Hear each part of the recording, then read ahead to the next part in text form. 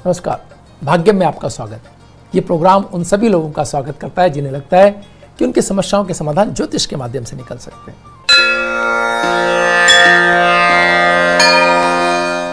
आज 2 जून 2020 है, ज्येष्ठ मास चल रहा है, शुक्ल पक्ष है, तिथि एकादशी है, वार मंगलवार और विक्रम संवत 2077 है। प्रमादी नाम का संवत्सर चल रहा है। शक संवत 1942 है। सूर्य समय उत्तरायण में है, ग्रीष्म ऋतु चल रही है और मुस्लिम तारीख 9 है। सव्वाल माह चल रहा है। हिजरी सन 1441 है। एकादशी तिथि 12:05 तक, उसके उपरांत द्वादशी तिथि आरंभ हो जाएगी। नक्षत्र चित्रा रात्रि में 10:54 तक, उसके उपरांत स्वाति नक्षत्र आरंभ हो जाएगा।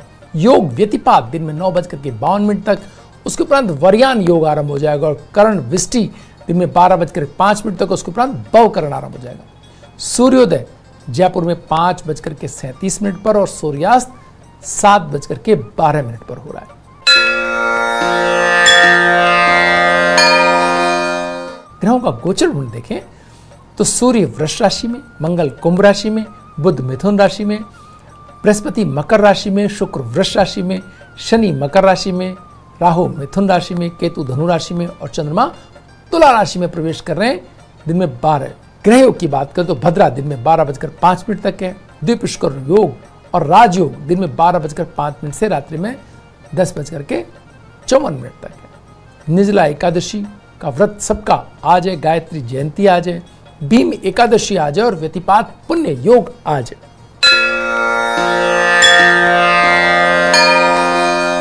शेष चौघड़ियों की बात करें तो चौड़का चौघड़िया 9:01 से 10:42 तक है। लाभ और अमृत का चौघड़िया 10:42 से 2:06 तक और शुभ का चौघड़िया 3:48 से 5:30 तक है।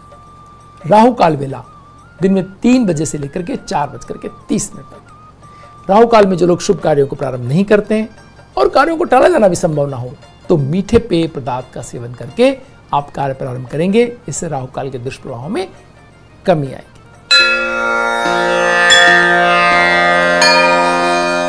आइए अब बात करते हैं आज के दिन के मूड की। आज दिन में 12 बजे तक चंद्रमा कन्या राशि में और उसके बाद तुला राशि में प्रवेश कर जाएंगे। इसके मायने क्या हुए? इसके मायने ये हैं कि आज बृहस्पति से दृष्ट चंद्रमा है और ये राशि 12 बजे तक जिस राशि के अंदर है उसकी बात कर रहे हैं हम, और ये राशि व्यवसाय की राशि है। बुध इसके स्वामी है और बुध इस समय राहु के साथ बैठे हैं। इसके मायने क्या हुए? बृहस्पति की एक दृष्टि सूर्य और शुक्र को मिल रही है, दूसरी दृष्टि चंद्रमा को, यानी पंचम और नवम दृष्टि हम देखें तो यहां इस तरह से प्राप्त हो रही। तो 2 तरह से आज के दिन के अंदर ऊर्जा है। एक सुबह से ही व्यवसायगत कार्यों के लिए ऊर्जा है, उधर बुध राहु के साथ बैठ करके उत्साह दे रहे हैं और इधर सूर्य और शुक्र मिलकर के नई योजनाओं, नए कार्यों, नए तरीके की चीजों के प्रति आपका मन बना रहे हैं। और तीसरे चंद्रमा भी आपको व्यवसाय से आप जब शुरू करेंगे कार्य तो उनकी कड़ी के रूप में अगली कड़ियां आपको देते चले जा रहे हैं। बैंकिंग और साथ के अंदर पूंजी संबंधी जो प्रबंधन है उन सब के लिए आज का दिन बेहतर है। आप किसी से भी बात करेंगे आपको निराशाजनक बात नहीं सुनने को मिलेगी, इसकी काफी अच्छी संभावना है। आप जब बात करेंगे तो दूसरा व्यक्ति भी व्यवसायगत तरीके से ही बात करेगा, कोई बहुत ज्यादा आपकी बात में गैप नहीं आएगा अगर आप बहुत सख्त नहीं हुए हो तो। और सबसे खास बात यह है कि आज कोई भी व्यक्ति इन जनरल बहुत ज्यादा नकारात्मक नहीं महसूस करेंगे। सब लोग एक डिसिप्लिन में बात करना और डिसिप्लिन में कार्य करना पसंद करेंगे। हाँ, अगर बहस में उलझे तो फिर कोई भी अपनी तरफ से शब्दों की गरिमा नहीं रख पाए, ये भी एक संभावना बनती है। वो तब जब बहुत ज्यादा कोई कटुता या बातचीत में कोई बहुत बहस हो जाए तो घर में, राजनीतिक स्थितियों में, प्रशासनिक सेवा में कार्य करे लोगों को, इन सबको स्थिति को भांप करके ही अपने शब्द कहने की बहुत आवश्यकता है। व्यर्थ अपने शब्दों को ऐसे पॉइंट ना उठाएं जो बाद में आप ही घेर ले जाए उनके अंदर। तो बहुत शांति से टू द पॉइंट इकोनॉमी पर बात करिए और चीज़ों को ठीक रखिए, क्योंकि वही सबसे महत्वपूर्ण है। आज की हर व्यक्ति को अगर काम मिला, हर व्यक्ति को अगर अपने कार्यों के प्रति उसको अगली से कड़ी मिलती चलेगी तो फिर उससे बाकी चीज़ों की बहुत कम चिंता रह जाएगी। आर्थिक स्थिरता मुद्दा बन रही है और दूसरी चीज जो है वो स्वास्थ्य। अब अब दिनों के अंदर आप देख रहे हैं जिस तरीके से चीज़ें बढ़ रही हैं, जिस तरीके से चीज़ों पर एक तरफ एक स्थिति कि आपको जल्दी से जल्दी अपनी इकोनॉमी ठीक करनी है और दूसरी तरफ आपको हेल्थ का भी ख्याल रखना है। इनके बीच जो लोग सही सामंजस्य बैठा पाएंगे वो बेहतर स्थिति को पाएंगे। इसके बीच जो सामंजस्य नहीं बैठा पाएंगे वो बहुत ही उनकी स्थिति हम सहज अनुमान लगा सकते हैं क्या होगी। तो ये बहुत एक कशमकश वाले दौर के अंदर हम दो तरफ एक खींचने वाले घोड़े लगे हुए हैं। एक तरफ सही की तरफ जाने वाला घोड़ा लगा है, अपनी ताकत लगा रहा है, एक तरफ नकारात्मक ताकतें अपनी पूरी शक्ति के साथ लगी हुई है। हमने जो उच्च के सूर्य के समय 14 अप्रैल से लेकर के 14 मई तक का समय जो गुजारा, जिस तरीके से जिन्होंने जिस तरीके की तैयारी की, उससे हमारी आगे की चीज़ें तय हो रही हैं। हमने अगर बेहतर तरीके से अपने स्वास्थ्य के प्रति, अपनी आंतरिक जो ऊर्जा है, अपने जो रोग प्रतिरोधी क्षमता है, उसको अगर अच्छे तरीके से हमने उसको डेवलप कर लिया है तो आप बेहतर स्थिति के अंदर है। नहीं कर पाए थोड़ी, और बिल्कुल ही नहीं कर पाए, सारे नियमों का अपने ताक पे रख करके काम किए हैं, तो उनकी स्थिति तो अब आपके सामने है कि क्या हालत होने जा रही है। तो ये एक बहुत चुनौतीपूर्ण स्थिति हमारे सामने है। हमें बहुत सारी चीज़ों को डील करना है, बहुत चीज़ों में से निकलना है, बहुत समझदारी से अपने कार्यों को करते हुए आगे बढ़ने का ये समय। आइए बात करते हैं नवरत्नों की, जो चर्चा हमारी लगातार चल रही है उसकी। नवरत्नों में ज्योतिषीय प्रभावों की कड़ी में आज हम बात करेंगे गोमेद की। गोमेद राहु का प्रतिनिधित्व रत्न है। राहु ग्रह प्रत्यक्ष ग्रह ना होकर के इसे ज्योतिष में छाया ग्रह माना जाता है। वास्तविकता में ये पृथ्वी के घूर्णन की जो गति है, जो उसकी धुरी एक माना गया है इसे। इसलिए राहु और केतु का अपना कोई अस्तित्व नहीं है। ये जिस भाव, राशि या नक्षत्र या ग्रह के साथ जुड़ जाते हैं उसके अनुसार ही अपना फल देने लगते हैं। ज्योतिष में राहु के फल को शनि की तरह माना गया है। गोमेद को विविध नामों से जाना जाता है, जैसे गोमेद, गोमेदक, तपोमणि, जटकुनिया, जिरकान आदि। यह आकर्षक, पारदर्शक, पारभाषक और अपारदर्शक आदि विभिन्न स्वरूपों में मिल सकता है। जो गोमेद स्वच्छ, पारदर्शक, गोमूत्र के समान पीलापन लिए हुए, लाल रंग का, बराबर कोण वाला, चमकीला, चिकना, वजनदार, छूने पर कोमल, सुंदर हो, उसे उच्च वर्ग का गोमेद कहा जा सकता है। जो गोमेद खुरदरापन लिए हुए होते हैं, अपारदर्शी होते हैं, छाया रहित होते हैं, छींटों से युक्त, पीले कांच के समान दिखाई देने वाला हो, ऐसा गोमेद ज्योतिष दृष्टिकोण से उचित नहीं माना जाता। जब व्यक्ति के बनते हुए कामों में बाधाएं आने लगे, डर सताए उसको किसी प्रकार का, सफलता नहीं मिल रही हो, या अचानक व्यवसाय में हानि हो जाती हो, बने बनाए काम बिगड़ते हो, पहले से तय जो लाभ है वो उसके हाथ में नहीं आ पाते हो, तो गोमेद धारण करने की स्थितियां बनती हैं। यदि किसी के पास धन रुकता ही भी नहीं है और अचानक धन के खर्चे आ जाते हैं, अपने अंतिम परिणाम पर पहुंचने से ठीक पहले ही काम बिगड़ जाता है, एक एक दो दो नंबरों से एग्जाम के कॉम्पिटिशन्स में वो अगर रह जाते हो, जिनको 1.5 साल या 3 साल मतलब 18 से 36 महीने के अंदर व्यवसाय बदलना पड़ता हो या जॉब बदलनी पड़ती हो, और साथ ही साथ सफलता कदम मतलब एक ऐसी जगह आकर के रुक जाते हो सफलता से, जहां बिल्कुल लग रहा है कि हर काम हो गया, अब तो बस रिजल्ट आना बाकी है, सब चीजें उन्होंने तय कर ली हैं, सारी चीजें हो गई हैं, और तब भी समाचार सफलता के ना मिले। ऐसी स्थिति में भी गोमेद पहनने की स्थिति बनती है।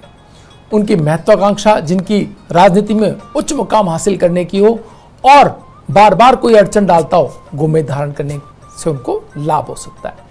पति पत्नी में आपसी तनाव रहता है और तलाक तक की नौबत आ जाए, और ऐसी स्थिति हो कि एक दूसरे के विचार बिल्कुल समझ में ही नहीं आ रहे हो जिन लोगों को आपस में, वहां भी गोमेद बहुत अच्छा रिजल्ट दे सकता है। साथ ही साथ रिश्ते जो आपके हैं वो अगर मधुरता, उनमें वाद विवाद के कारण मधुरता नहीं आती है, तो भी आप गोमेद पहन सकते हैं। जिन व्यक्तियों का मन बहुत परेशान रहता है और घर में जो बिल्कुल उचाट स्थिति के अंदर बार बार घर से निकल जाना और घर में टिकना नहीं, या किसी अपनी व्यवसाय पे एक जगह बैठे रहना नहीं, अपनी सीट पर जो लोग बहुत कम बैठे हुए मिलते हैं, वो सब लोग उनको विचार कर सकते हैं वो गोमेद पहनने के बारे में। उनको लगता है हर थोड़ी देर बाद उठ के कहीं जाने की इच्छा होती है, तो वो लोग जिन टिकाऊपन नहीं है, यानी जिनके जीवन के अंदर, वो गोमेद पहन सकते हैं। और जिनका मन उखड़ा उखड़ा रहता है और किसी भी एक व्यक्ति, एक कार्य, एक किसी भी ऑब्जेक्ट पर, किसी भी एक निर्णय पर वो टिके नहीं रह सकते हो, तो भी गोमेद उन्हें वो पहनने की सलाह जा सकती है अपनी कुंडली देख करके। राहु का प्रभाव शनि ग्रह की तरह ही माना जाता है, इसलिए गोमेद को भी उन्हीं व्यक्तियों को पहनना चाहिए जिन्हें नीलम पहनने की सलाह दी जाती है। लेकिन नीलम और गोमेद एक नहीं है, ये बात बहुत समझने की आवश्यकता है। तो जिन व्यक्तियों की राशि लग्न वृष, मिथुन, कन्या, तुला या कुंभ हो, वो गोमेद धारण करने की स्थिति बनती है कुंडली देख करके। शेष राशियों और लग्न वाले व्यक्तियों को गोमेद धारण करने से बचना चाहिए। गोमेद रत्न चूंकि त्वरित परिणाम देने में सक्षम है, अतः किसी विद्वान ज्योतिष की सलाह के बाद ही इस रत्न को धारण करना चाहिए। गोमेद के साथ मूंगा, माणिक्य, पुखराज आदि रत्न बिल्कुल नहीं पहनने चाहिए। ज्योतिष शास्त्र के अनुसार बिना अभिमंत्रित किए गोमेद धारण करने से इसका पूरा लाभ नहीं मिलता, इसलिए इसे धारण करने से कुछ दिन पहले राहु ग्रह की पूजा करके, गोमेद को मंत्रोच्चार विधिवत अभिमंत्रित करके और परीक्षण करके इसके बाद धारण करना चाहिए। इस रत्न को शनिवार के दिन धारण कर सकते हैं आप। गोमेद रत्न सोने की अंगूठी में बनवा करके मध्यमा यानी सबसे बड़ी उंगली में आप पहनेंगे तो ये आपके लिए सबसे उचित उंगली है इसको पहनने की। गोमेद का जो रत्न है ये राहु की उन सभी स्थितियों में पहना जा सकता है जो राहु के कारण विपरीत हो गई हैं। राहु के कारण विपरीत जो मन है उसको अंकुश लगाना, उसको काबू में रखना बड़ा मुश्किल होता है। कभी वो एक विचार पर होता है मन, कभी दूसरे विचार पर। इसलिए ऐसा माना गया है कि गोमेद आपको एक ऐसा संतुलन देता है एक एरिया में, एक स्थिति के अंदर, एक तरफ, जहां आप अपनी योग्यता, अपने कार्यों, अपने जो निश्चय हैं उनका सही आप फायदा ले सकते हैं, सही आप उनका फल प्राप्त कर सकते हैं। अन्यथा ऐसे लोगों को जो राहु से जो पीड़ित होते हैं उन्हें एक के बाद दूसरी स्थिति ठीक लगती रहती है, तो वो कभी एक तरफ और कभी दूसरी तरफ अपने मन को या अपने विचारों को डालते रहते हैं।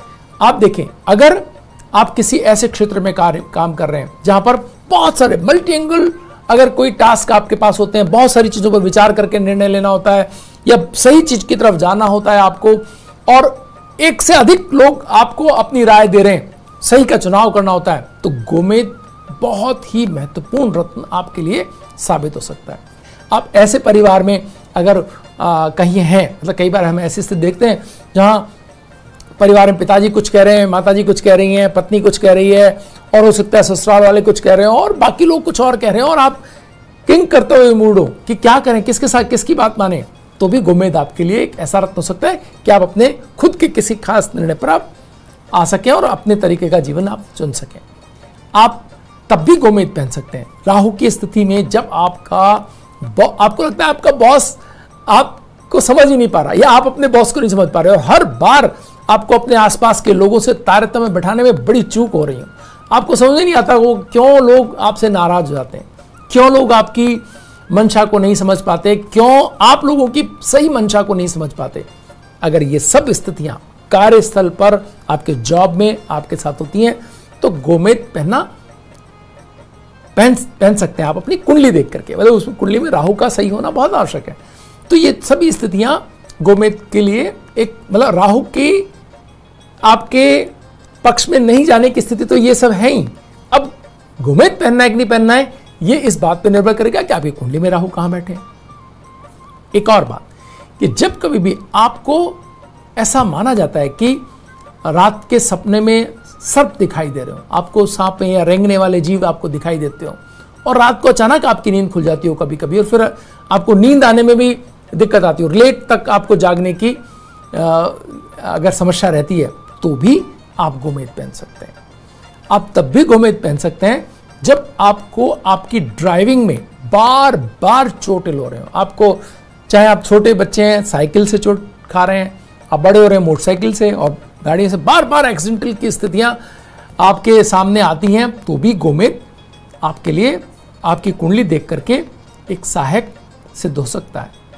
साथ ही साथ आपको कभी ऐसा लगता हो कि आप जब बोलते हैं तो बोलते ही चले जाते हैं, रुक नहीं पाते, अपने आप पर नियंत्रण नहीं कर पाते, दूसरों के विचार आपके लिए बहुमूल्य नहीं है, या उनको सुनने में आपको लगता है कि मैं ज़्यादा नहीं सुन सकता किसी को भी, ऐसी हर स्थिति में भी आप घुमेट पहनेंगे तो आपको ये लाभ होगा कि आप दूसरों को भी सुनने से आपको लगेगा कि ये भी कुछ हो सकता है बहुमूल्य कह रहे हो। अपने आप को बहुत ज़्यादा एकाकी या बहुत ज़्यादा वोकल, यानी बहुत ज़्यादा आप बात कहने वाला, दोनों के बीच सही संतुलन आप बना पाएंगे। इस क्रम में आज हमारे पास कुंडली है नीता अंबानी जी की। भारतीय महिला उद्यमी है, वे भारत के सबसे अमीर व्यक्ति मुकेश अंबानी जी की धर्मपत्नी है और रिलायंस इंडस्ट्री के संस्थापक धीरूभाई अंबानी जी की पुत्रवधू है। नीता अंबानी जी धीरूभाई अंबानी इंटरनेशनल स्कूल की संस्थापक और चेयरपर्सन भी हैं। इनको श्री चंद्रशेखरन सरस्वती विश्व महाविद्यालय कांचीपुरम से डायरेक्टरेट की उपाधि मिली है। ये उपाधि उन्होंने शिक्षा, समाज सेवा और मानव प्रेम के लिए उनको दी गई। नीता अंबानी जी मुंबई इंडियंस क्रिकेट टीम की सह मालिक है। समाज कल्याण के कार्य हेतु इन्होंने 2010 के अंदर रिलायंस फाउंडेशन नाम के चैरिटेबल ट्रस्ट की स्थापना की। ये देश का सबसे बड़ा प्राइवेट चैरिटेबल ट्रस्ट है। इसके तहत ग्रामीण इलाकों में शिक्षा, स्वास्थ्य, कला, संस्कृति और खेल की सुविधाएं मुहैया कराई जाती हैं। इसके अलावा प्राकृतिक आपदा प्रबंधन के क्षेत्र में भी इस ट्रस्ट ने देश के विभिन्न हिस्सों में बहुत महत्वपूर्ण काम किए हैं। जैसे जम्मू कश्मीर, चेन्नई, गुजरात में बेहतरीन सेवाएं दी हैं। उन्होंने 2005 में इंटरनेशनल वुमेन डे पर भारत नारी शक्ति संगठन की ओर से समाज सेवा का विश्व भूषण की उपाधि भी मिल चुकी है। उन्हें AIMA की तरफ से 2012 में corporate citizen of the year का पुरस्कार मिल चुका है। आइए उनकी उपलब्ध कुंडली के माध्यम से हम उनके जीवन को समझने की कोशिश करते हैं। हम देखते हैं कि किस तरह से सितारे जीवन को प्रभावित करते हैं। सबसे महत्वपूर्ण बात मित्रों यहाँ पर लग्न की है। यहाँ धनु लग्न की कुंडली में बृहस्पति लग्न के चौथे स्थान से, लग्न से चौथे बैठा है। इसके मायने क्या है? इसके मायने ये हैं मित्रों कि ऐसे व्यक्ति को देवीय एक तरह से शक्ति, अपन कहें कि किसको कहते हैं ना, एक ग्रेस मिल जाता है कि वो जो भी कार्य करें उस कार्य के अंदर उन्हें सफलता मिलना लगभग तय मान लिया। आप सोच सकते हैं, आप ये कह सकते हैं कि ये ऐसे बड़े व्यक्ति की कुंडली है तो ये तो होना ही था। नहीं मित्रों, ऐसा नहीं है। इनका जीवन जब शुरू हुआ तो इतने बड़े स्तर पर शुरू नहीं हुआ था। एक बहुत साधारण तरीके से इनका जीवन शुरू हुआ और ईश्वर की कृपा और इनके ईश्वर भरोसे ने इस जीवन को इतना ऊंचा उठा दिया। अब यकीन माने, जिस भी कुंडली के अंदर लग्नेश बृहस्पति अपने ही राशि के अंदर चौथे स्थान में बैठे हों, वो व्यक्ति विलक्षण प्रतिभाशाली होता है। हर कार्य में उसे ईश्वर की मदद मिलती चली जाती है और उसे ऐसा लगता है कि वो जैसे ईश्वर के समक्ष अपनी बात रखे और वो बात पूरी हो जाए, यानी कि वो प्रार्थना करते हैं तो वो प्रार्थनाएं पूरी होती हैं। इससे भी बेहतरीन बात यह है कि वो किसी भी व्यक्ति के लिए, खुद के लिए करें तो अलग बात, वो किसी भी व्यक्ति के लिए प्रार्थना करें, वो प्रार्थनाएं स्वीकार्य होती हैं और उन्हें ऐसा लगता है कि हर बार वो ईश्वर से बात कर सकते हो, साक्षात्कार कर सकते हो। इस तरह की अनुभूति उनको अपने जीवन में हो सकती है। हम आय स्थान में सूर्य और बुध की उपस्थिति और पंचम स्थान में चंद्रमा की स्थिति, पूर्णिमा के आसपास के दिन का इनका जन्म है। इसके मायने क्या हुए? इसके मायने ये होते हैं कि ये अक्षय लक्ष्मी योग बनाता है, एक ऐसी स्थिति का निर्माण करता है कि इस व्यक्ति के पास कभी धन की कमी न होने पाए। इस स्थिति को कैसे देखा जाए? तो ये बिल्कुल दीपावली के आसपास की पूर्णिमा का ये जन्म है। इसके मायने ये होते हैं कि व्यक्ति के पास में एक ऐसा ईश्वर ये वरदान होता है कि वो जब भी धन की अपेक्षा करेगा, आकांक्षा करेगा या ईश्वर के समक्ष खड़ा होगा तो ईश्वर उसको उसके हर कार्यों को सफल करते चले जाने का उसको वरदान देते चले जाएंगे। वो अगर खाली से खाली ऐसा व्यक्ति जिसकी कुंडली में आप देखें कि जो चंद्रमा और सूर्य का आमने सामने हो, पूर्णिमा के आसपास का जन्म हुआ, कि खाली दुकान में भी अगर वो व्यक्ति चला जाए मित्रों, आप अपने आसपास कोई कुंडली हो आप आजमा के देख सकते हैं, उसके पीछे पीछे वो खाली दुकान